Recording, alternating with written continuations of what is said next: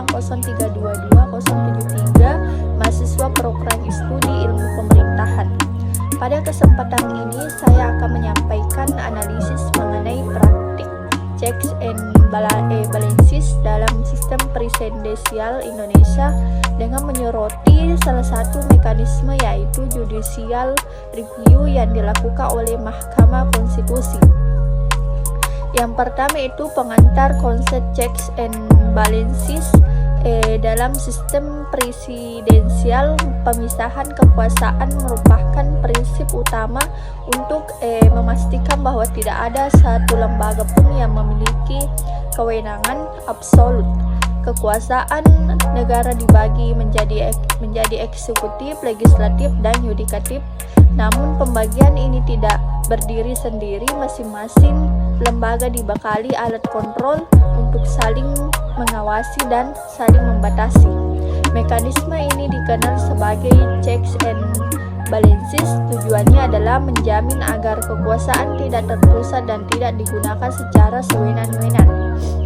Dan selanjutnya itu yang kedua, contoh nyata judicial review oleh Mahkamah Konstitusi. Salah satunya bentuk checks and balances yang paling terlihat dalam sistem ketatanegaraan Indonesia adalah pelaksanaan judicial review oleh Mahkamah Konstitusi atau MK.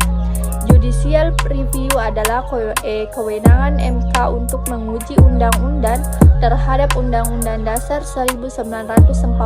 Melalui mekanisme ini, MK dapat menilai apakah suatu undang-undang yang dibuat oleh Presiden dan DPR selaku pembentuk undang-undang sesuai atau bertentangan dengan konstitusi. Jika ditemukan pelanggaran, MK berwenang membatalkan atau menyatakan undang-undang tersebut tidak memiliki kekuatan hukum mengikat. Jadi salah satu contohnya itu adalah putusan MK terkait Undang-Undang Cipta Kerja pada tahun 2021 di mana MK menyatakan undang-undang tersebut konstitusional bersyarat. Putusan ini muncul setelah MK menilai bahwa proses pembentukan undang-undang tidak memenuhi standar prosedural pembentukan peraturan perundang-undangan pemerintahan, dan DPR kemudian diwajibkan untuk memperbaiki proses dan materi undang-undang tersebut sesuai dengan ketentuan konstitusional. Melalui kasus ini terlihat jelas bahwa meskipun DPR dan Presiden memiliki kewenangan legislasi, kewenangan tersebut tidak bersifat mutlak karena tidak berada dalam pengawasan kekuasaan yudikatif. Dan selanjutnya itu yang ketiga, analisis bagaimana judicial review mencegah penyalahgunaan kekuasaan. Jadi pelaksanaan judicial review oleh Mahkamah Konstitusi memiliki peran yang sangat strategis dalam mencegah penyalahgunaan kekuasaan. Hal ini dapat dijelaskan melalui beberapa poin. Yang pertama itu menjaga supremasi konstitusi. Konstitusi ini adalah hukum tertinggi dengan adanya MK. Setiap kebijakan yang dibuat oleh pemerintah dan DPR wajib untuk tunduk pada Undang-Undang 1945. MK memastikan bahwa tidak ada undang-undang yang keluar dari koridor konstitusi. Kedua, ini melindungi hak warga negara. Tidak jarang suatu undang-undang berpotensi merugikan kepentingan publik atau mengurangi hak konstitusional masyarakat. Mekanisme judicial review memberikan ruang bagi warga negara, kelompok masyarakat maupun organisasi untuk menguji undang-undang yang dianggap merugikan mereka. Dengan demikian, MK menjadi penjaga hak konstitusional rakyat.